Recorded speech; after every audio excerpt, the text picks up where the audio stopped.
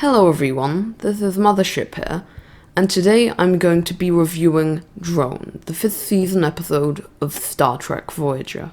So the plot is that after a shuttlecraft accident, the people on the shuttle have to be emergency beamed out onto Voyager.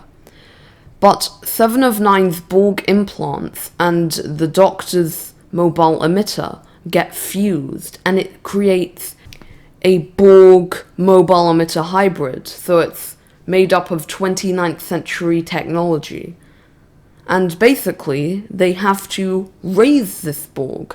So it's somewhat like iBorg, but it's also, quite different in the way it's executed. Now 7 of 9 develops a real friendship with this Borg drone, who calls himself One. Now, the problem is that one of his implants activates themselves without his control, like this is unwilling, and it sends a signal to a nearby Borg sphere, which sets an intercept course to Voyager. So One beams himself onto the sphere and destroys it. Now One makes it out alive, but knowing that there will be more Borg coming for him, he kills himself, so that Voyager isn't in that constant threat.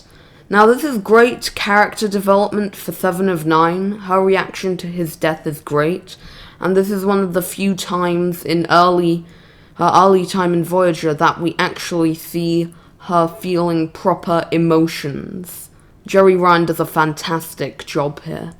This is also the first appearance of a Borg sphere in Star Trek Voyager, and we'd see them a lot more later in the show.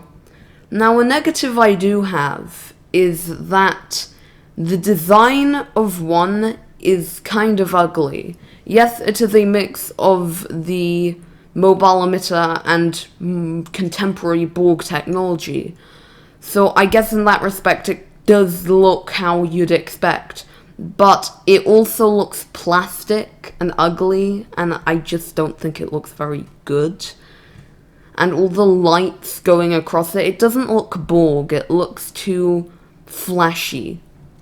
I also love that early in the episode, 7 of 9 says maybe we should design a better shuttlecraft, and in the literal next episode, I think it is, we see them building the Delta Flyer. That's a fun little nod that I didn't catch up on my first viewing of this episode. So overall, Drone is pretty great. It's fun, it's got a good emotional ending, fun premise, so I'm going to give it a 8 out of 10. So join me next time, where I will review Dark Frontier.